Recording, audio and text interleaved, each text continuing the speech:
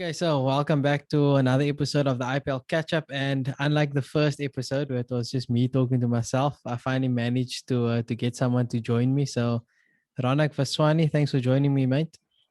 Welcome. Thanks for having me again. Yeah, nice to see you again after a while. And I know that you've been following the IPL quite intensely. And for this episode, we're gonna go straight to CSK and start over there. What have you seen from CSK so far that's impressed you? Or what's your thoughts on them? I think for CSK, the batting depth is insane. If you have Shardul Thakur, who was hammering the Australian bowlers at the Gabba, if he's coming in at number 10, that means you have a really good batting lineup. And even Deepak Chahar can hit the ball as well. So I think for them, their batting depth has really been good. But in spite of that, they haven't crossed the 200 mark yet, which is kind of sad. The fact that they've been playing in Wankhede, they Yeah, should have crossed 200 a couple of times. And the other good thing for them is their spin department has been doing well. So yeah, before the CSK versus Rajasthan game in Mumbai, only 5 wickets has been taken by spinners in Wankhede. But in the Chennai innings alone, Jadeja and Moeen Ali combined for 5 wickets on a somewhat flat track. So, so that's really worked to their strengths. And they haven't gone to the slower tracks as of yet, like Delhi, etc.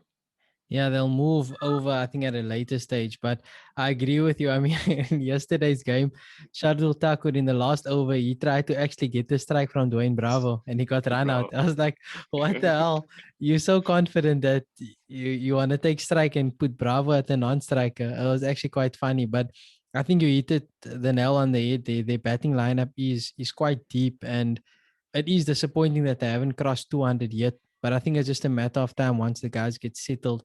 I think if I'm a little bit overcritical, maybe I think that they can play around with the lineup a bit more and maybe look to move every batter one up. I know Gaikwad's not in the best of form, so perhaps look at dropping him and moving everyone one up to accommodate a wrist spinner. So I know in the squad they've got Karan Sharma as the Indian option, or if they want to replace Faf du Plessis, they could then squeeze Imran Tahir into their lineup, which I think would make their lineup much better.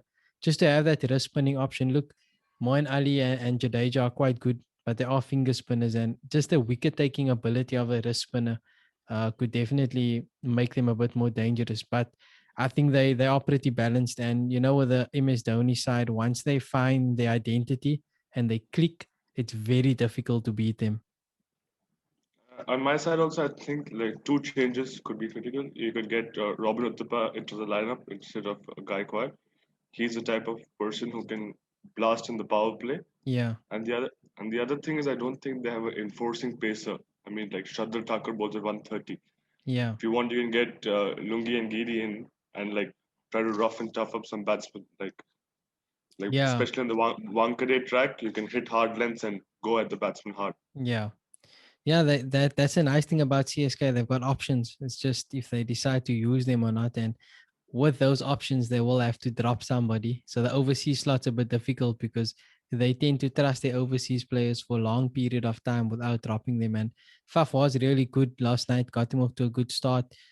But the luxury of guys like Mohan Ali and Sam Curran who could open the batting on any given Mm. day, it does allow them that flexibility to change. So yeah, we'll have to see if they do make any changes. But as they win, I tend to feel that they just keep rolling with the same team. And maybe once they move to a different venue, they might look to change things up. Yeah. So moving on from Chennai, another team that haven't been doing well unlike CSK has been the Sunrisers Hyderabad. Now, if you look at the table, it says they played three and lost three, but from watching the games, we both know that they weren't blowout losses. The games were tight for the most part, and they just failed to execute when it mattered. So, what do you think about their combination, and what do you think they can change going forward? The competition has been pretty decent in terms of the lineup wise. I just feel the Indian batsmen haven't stepped up. So, for example, Manish Pandey has taken his time and got set at the crease, but hasn't been able to convert them into match-winning knocks. I felt the knock he played against KKR when they were chasing around 180. That was a very slow knock compared to the net run rate, compared to the Yeah. required run rate.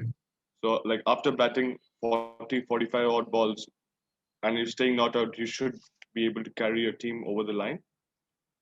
And the other thing is, I feel Abdul Samad has been batting too low. He could be promoted as a, like sort of a pinch hitter or something to try to get ahead of the rate rather than wait in the slow surfaces and give him a tougher job as Yeah. well. Yeah, I think looking at that game that you mentioned, he did bat at the slow strike rate up front and just couldn't kick on when it mattered. And Abdul Samad came in and scored 19 of 8, which is what he's capable of. Like, taking the game away from the opposition with his six hitting ability, which I'm a big fan of. But yeah, I think with Sunrisers, their batting lineup they need to just commit to certain group of batters and give them opportunity to perform. And I actually like the lineup they selected in their last game with the three young Indian players in the middle order. Yes, they might not have the experience at the moment, but they're only going to get In better with terms of more Abhishek exposure. Sharma. Yeah, Sharma, Virat Singh. And Yeah, And even in the last game, I felt like they didn't use Abhishek Sharma to the potential. Like when Mumbai had a Chahar and a Krunal who both turned the ball in traditionally into the left-hander, they could have maybe tried promoting Abhishek Sharma and told him to have a free swing. Because yeah, the thing with Chipok so far has been that you have to score your runs at the front end of the innings, like how Bairstow did against Mumbai. He showed that the power plays where you exploit, and after the 15th over, it becomes tough to score runs at maybe 9, 10 per over as well. yeah. So maybe if they could front load and try to score as much in the first 10 and first 10 to 12 overs, they'll have a better chance of chasing those targets, especially in Chennai. Yeah, definitely at that venue they'd have to do that. And with the pitch over there, I think they actually got their selection right with both Rashid Khan and Mujib being picked. They're two really good spinners that they can bowl the tough overs, they can bowl power play, they can bowl at the death. We saw Rashid bowl quite well at the end of innings, so it's going to be difficult for them to squeeze in a guy like Kane Williamson and Jason Roy without dropping one of their spinners. And the only spinner I think on their bench that I know of is Shabazz Nadeem, and he just doesn't have the same effect as those two. I mean, you can use Abdul Samad can bowl leg spin, Abhishek Sharma bowls slow left arm. So you got all those options, but for them to win, I think they just need to execute better. And a guy like Vijay Shankar And actually been performing quite well. yeah, that's what I was trying to say. Like, despite the fifth bowler against Mumbai being Vijay Shankar plus Abhishek Sharma, I thought they did quite well on that end. But surprisingly, Bhuvi went for runs. Yeah. Bhuvi got taken apart of the death, which was surprising to be honest. Yeah, I mean those guys do get targeted from time to time, but with their lineup, there's a lot of talk in the media, obviously, like how can you go into a game with a middle order with just young Indian batters? But if they have the potential and they have the talent, then they just need to execute. I mean, if things go their way and they have Warner Bairstow, Manish Pandey, Vijay Shankar, with those three young batters in between, that's a good order, and with the confidence that the players get by being selected and the support of the senior players and the coaching staff, they're bound to perform. Yeah, it will come up sooner or later, and I believe it was going to come up sooner because SRH has been a pretty consistent franchise over the past 4 5 years. Obviously, whenever Kane Williamson comes back in, most likely Mujib would be dropped. Yeah, But Kane Williamson is just too good with the bat, especially against spin. He can dominate. He can dominate, and yeah, rather than more, he can calm down the nerves and play the situation pretty well. yeah. I think he'd come into the team when they move away from Chennai, where they might not need to rely on the spin so much. But yeah, it'll be interesting to see if they can come back. I actually don't think they're going to end last on the log. I think they will hit their form and move their way up slowly. This tournament changes very quickly. And speaking of teams at certain ends of the log, there's a team at the top of the log that I didn't expect to be there. RCB, off to a perfect start. Yes, 3 of 3. So I think the key for them this year are like the two factors. Last year, if you looked at the RCB batting lineup, at number 5, you had Shivam Dubey or Washington Sundar, compared to Yeah, the number 5 this year, who is AB de Villiers. So there is obviously that big the big change in the batting lineup. So even if you look at RCB during the earlier years when you had Gale, Kohli, De Villiers, Dilshan, the, everything was at the top. But Yeah. whereas when you'd come to the death over stuff, they weren't able to. If AB and Kohli got out, that was the end of the batting lineup. Yeah. But this year, with AB moving down the order, it's just given Maxwell the freedom to come in and play the way he likes to, get set in, and then he can take down any bowling lineup by himself. It's interesting because I think with T20, there's a lot of talk about being fluid and changing the batting lineup based on the situation and so on. But what we've seen from RCB is that the settled lineup where Maxwell knows he's batting at number four has actually done him some good. And he's found really good form knowing his role. AB knows his role. It's going to be at five, sometimes six, but he's there to close the game out. That's his primary role. So it's not about maximizing how much balls AB de Villiers faces because Virat Kohli is opening the batting and he might face the bulk of the balls, but AB has to be there when it counts. At the end, whatever they require, he has to be part of that chase and setting a target also. He has to be there at the end to capitalize on the death because he can hit the ball everywhere, right? Mr. 360. Mr. 360. So if he's not involved by the 12th over, the batsman in the center just have to go for it because if we know you can't have an innings with AB de Villiers not facing a lot of balls. So if you're batting in the 12th over, unless it's Maxwell and Kohli, others just have to go for it. Yeah, within reason. I mean, I liked what Particle did the other day. He batted sensibly and he tried to up his run rate at that point that you mentioned. He never gave his wicket away, but he did try and score quickly. So you'll see that they'll probably stick with that now as long as it's working. I don't see any changes being made. I think their number three spot is just a bit of a revolving door at the moment. And for me, the best thing I think they can do is drop one of their overseas players and put Finn Allen in at number three to come in and just continue to attack because that guy can really bat at the high strike rate. He's so good. It will be interesting to see how Finn Allen goes at Cheapok. For example, I've not heard about I've not seen him play a lot of spin, especially on slow wickets. It'll be interesting to see how that goes. And the other thing I feel RCB is doing pretty well this season is their death bowling. Yeah. Harshal Patel is bowling at an economy of 5.5 to people like Russell, Pollard, Pandyas, you name it, and he's just been outstanding. Yeah. It's amazing. Again, clarity of role. He was brought over from Delhi in a trade, and his role was you are going to bowl at the death no matter what. And it's fantastic when these guys get given such clarity and they have confidence from the rest of their team to perform a certain role. They tend to do quite well. And the interesting thing with Harshal Patel is that he's keeping Navdeep Saini out of the team pretty much. So he's doing really well. Like you say, the death bowling's good. Mohammad Siraj was fantastic the other night as well. I Yeah, think he they bowled. just found a method that works. Mm. I was surprised they actually left out Dan Christian for our Patidar, Yeah, Rajat Patidar. But in the end, it worked out. They did end up scoring over 200 plus on a yeah, slow deck in Chennai, and they ended up defending it pretty well. yeah. So see, that's the spot I'm talking about for Finn Allen. If Dan Christian sits, then Finn Allen can come in at three and pretty much just go for it. We won't know till we see him play in those conditions because he's played most of his cricket obviously in New Zealand. But I think he's worth a go, especially considering RCB were going to use Josh Philippe in a similar role. And now that he's not there, they replaced him with Finn Allen. So I hope that he gets a game sooner or later. Maybe you're right. Maybe when they move to a quicker tracks, they might give him an opportunity. But let's see. So yeah, RCB, fantastic. Let's see if they can keep it up. I Um, think one more thing for RCB has been this year they have 8 bowling options, yeah, including Dan Christian whenever Dan Christian plays.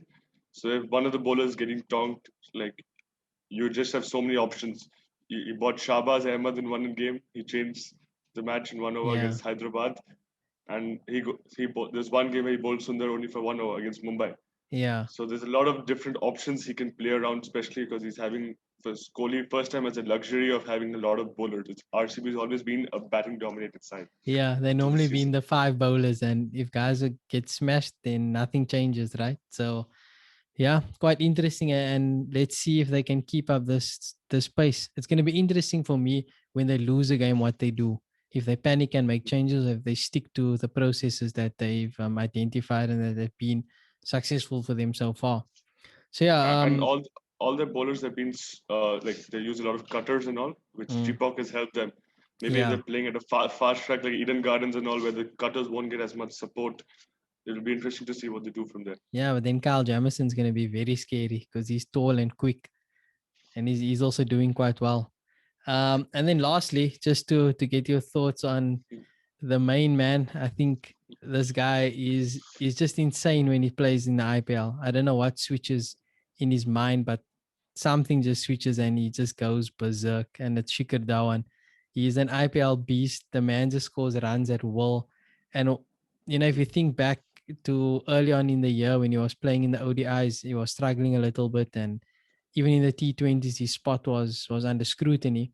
He suddenly come into the into the IPL and he's just gone balls to the wall, scoring at a very quick strike rate. And I mean, he's playing sweep shots to fast bowlers by jumping wide outside off stump. He's just phenomenal.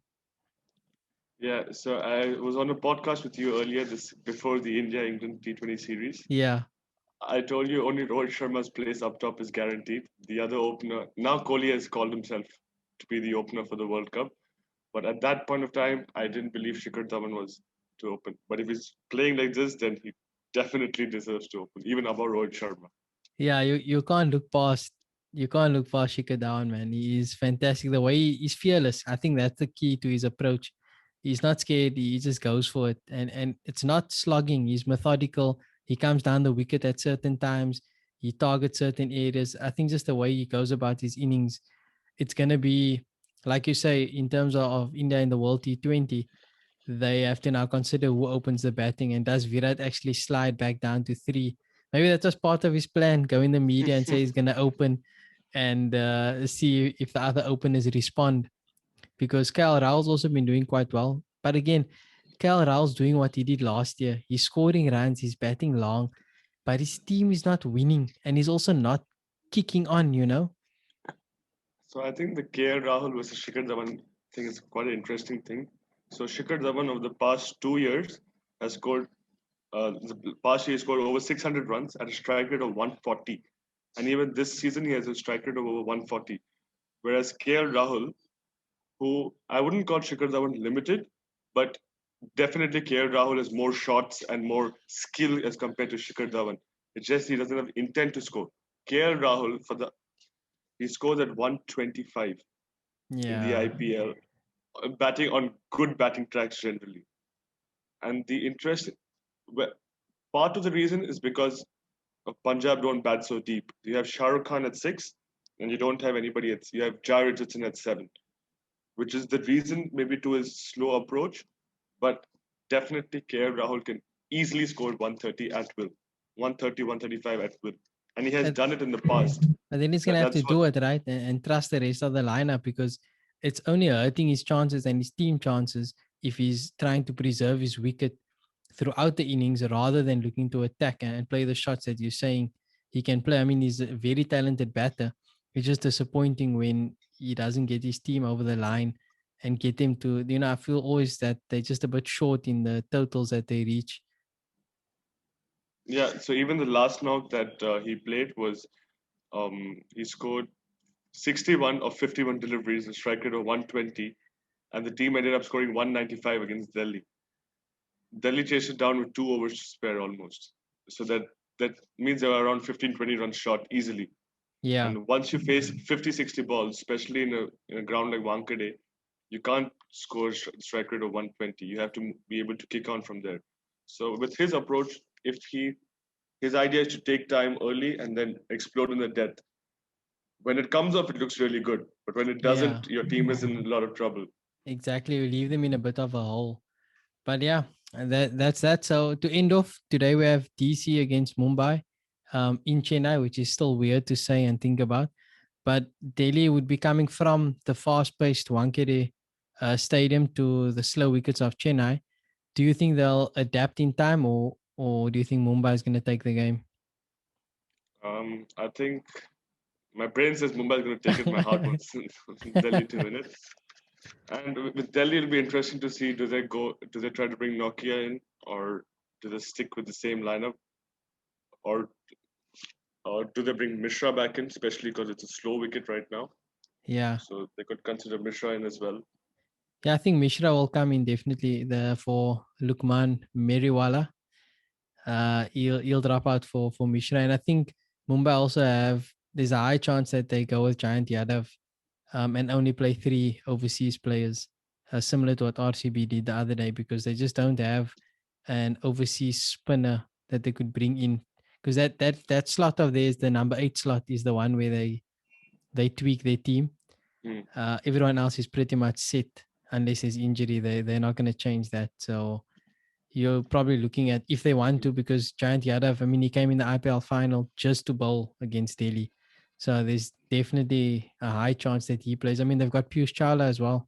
So almost forgot about Piyush. So they got some options in that 8 spot, but I think that means that they leave I out doubt they guys. would go. I doubt they would go one more leg spinner to combat Pant and Dhawan. They would prefer an offie, I Yeah. believe, So Giant in Yadav that for regard. the win. And Mumbai.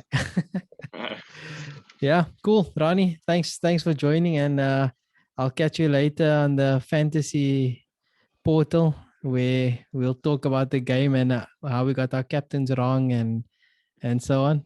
Still lots of fun though. Still lots of fun. I think whoever I picked, they decide not to perform on that day. And Everyone the believes day, that. and the day I drop them, they go all out ballistic. You think that guys like Prithvi Shaw is just sitting there and like checking their phones. I'm Uh, selected by these 10 fantasy teams today. I'm not going to score. We don't affect their performance. It's just unfortunate. I, I picked that one for one game. He didn't score that game Yeah. So pick him against Rajasthan. today. Pick him today because he's due to not score. Today's the day. So, And then I'll stick with some of the other guys. I actually think Steve Smith might do really well on the slower wicket. Funny enough. yes, against spin. Again, for him, it's about how well he accelerates. He can easily play at the 110, 115 strike rate. Mm, yeah. It's to see if whether he can kick on from there. Let's see. Thanks, mate. I'll catch you later. Thank you. Thank you for having me.